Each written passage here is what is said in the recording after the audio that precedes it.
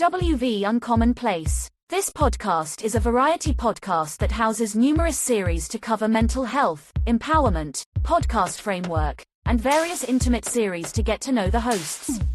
Along with occasional movies reviews and dives in pop culture with our event podcast episodes. The Uncommon Place digs into bringing guests on that stories don't fit the mold and are very different. WV stands for the great state of West Virginia, and every quarter we cover something in West Virginia. Stacy and myself, JR, are your hosts, so please come along for this venture to our Uncommon Place.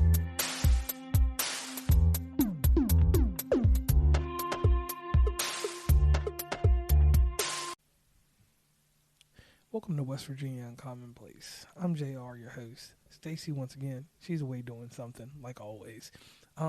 Today's episode is entitled Blockbuster Video. It was one of those brick and mortar places where you went and got movies from. Let's make it a Blockbuster night. This was considered, and this is another one of these things that I'm doing leading up to the worst date ever episode. Blockbuster Video, in my lifetime, you had to have a credit card to be part of Blockbuster. Blockbuster was an exclusive group that not a lot of people were part of, but there were mom and pop video shops. There was Hollywood Video, there was Movie Gallery, there was Family Video, and some other places. But I ain't going into that. I'm going straight to Blockbuster. Blockbuster, as a child, that's where I rented my games. I learned what I wanted. It was the first place that I actually got to go to, and I had choices. So Blockbuster was really deep for me because growing up on the weekend, and this is in my adolescence in elementary school, I could go rent a game that my mom necessarily wasn't going to buy for me at the time. It might be something I get at Christmas, but I got to play it then and there. So at some point, Blockbuster started selling video games and different stuff like that. And it just got a little crazy. And I'll never know exactly what happened to Blockbuster, but I think like around 2004, it was probably like the best place to go. Because I know when I was in high school, which was from 2000 to 2004, the greatest setup for a date, and like I said, we don't do relationships on here, but we just talking about the normal date. My mom was so cool that we had the crib and everything, and even I won't go back to even middle school. Like when I was like 6th, 7th grade, I had a girlfriend back then. What would go on is, I would be, we used the phone. I talked about the mad three-way where everybody would be on the three-way. Everybody had to have three-way to be on the phone, but whoever I was dating at the time would be allowed a little time to come to my house, either before the football game or whatever, because my sister was in the marching band, so it was automatic. She could come chill at the crib for a little bit, but I had to get that movie on deck. Now, the Blockbuster where I lived was on Timberlake Road. I'll never forget it. So my mom would take me out to Timberlake Road.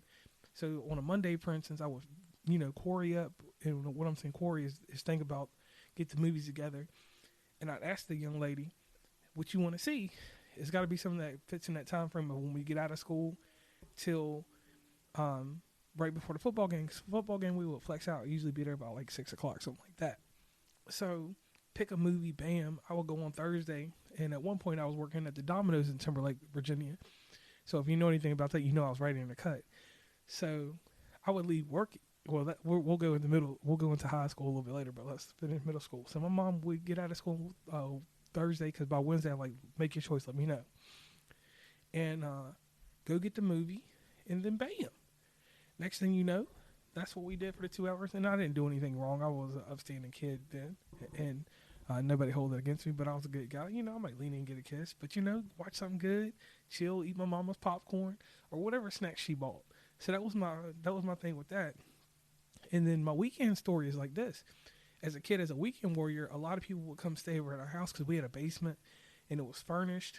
It had carpet and shit in it, so everybody had a place to sleep. You had sleeping bags. You had I don't know why we had a lot of sofas, but we had 1, 2, 3. We had 4 sofas in the basement, which was unheard of.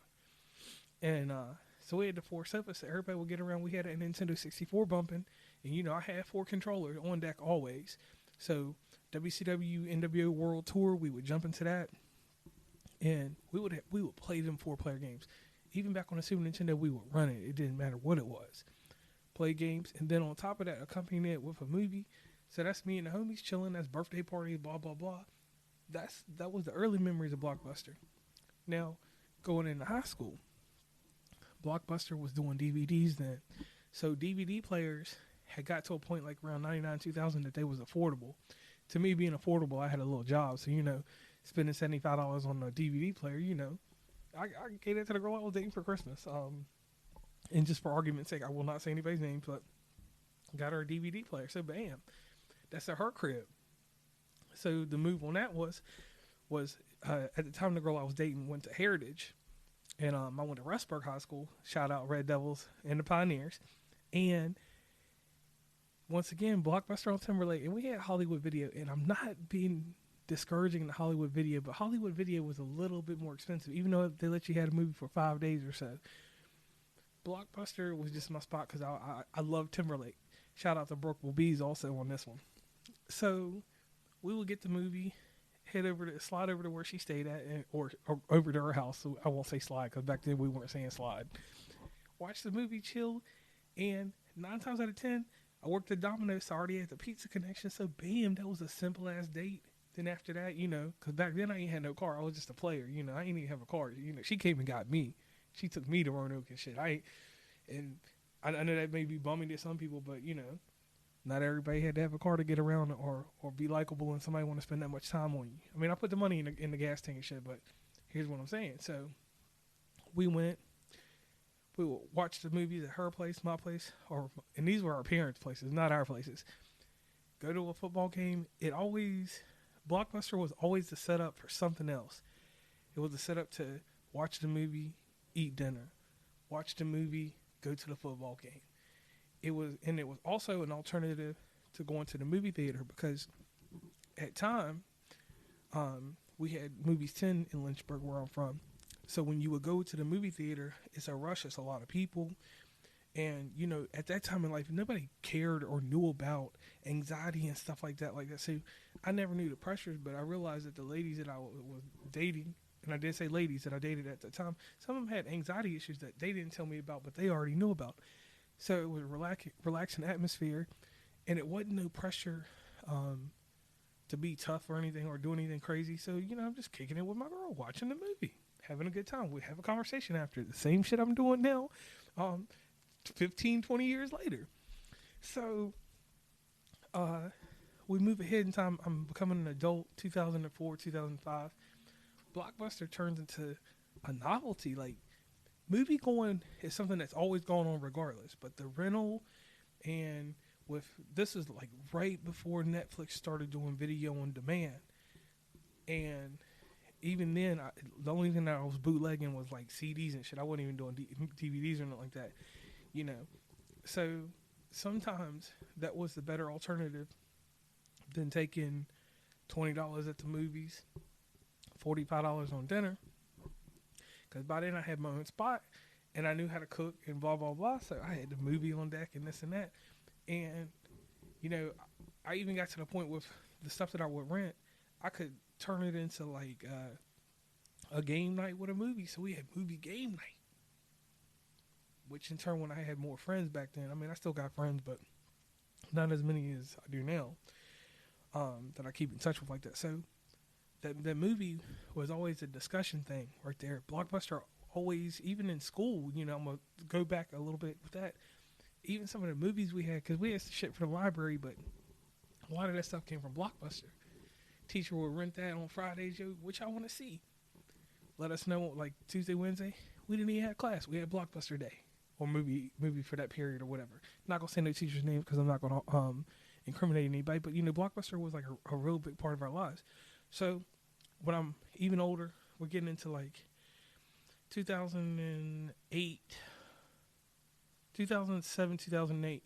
I had moved to Charleston, West Virginia at that time, and Blockbuster was still doing this thing.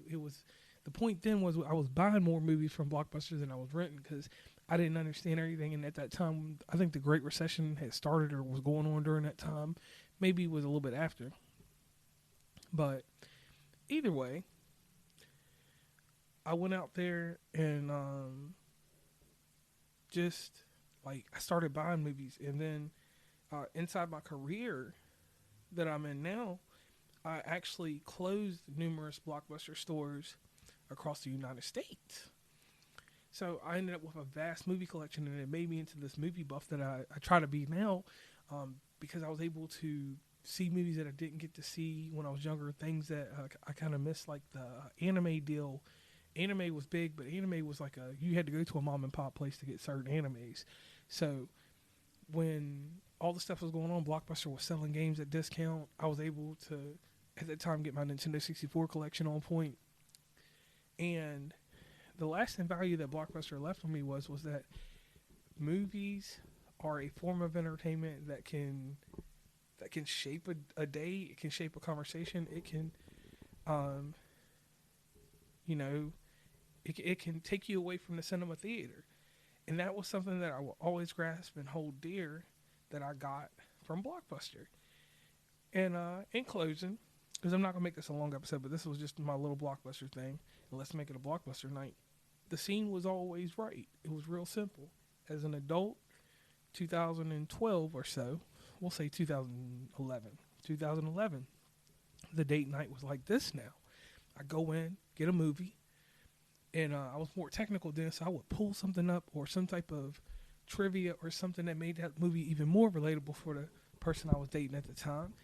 And we'd have a great conversation about that movie, and then either we'd even go out to dinner or have dinner. Usually we was that main Kwong from Charleston, no doubt, or Walk and Roll. So any Charleston, West Virginia heads or anything like that remember that, you know what I'm talking about.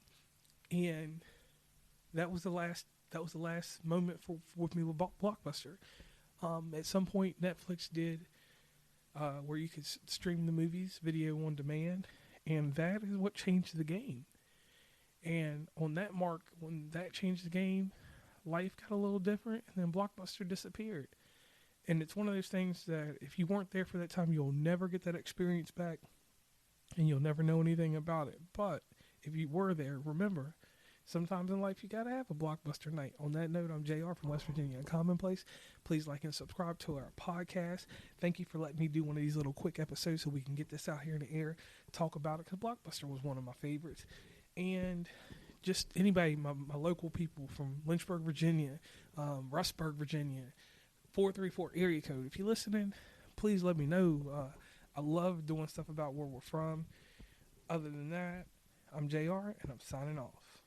Please follow WV Uncommonplace on Instagram, Tumblr, Twitter, TikTok, where we have some great content, Facebook, LinkedIn. Hit up the merch store at onecommonplace.square.site.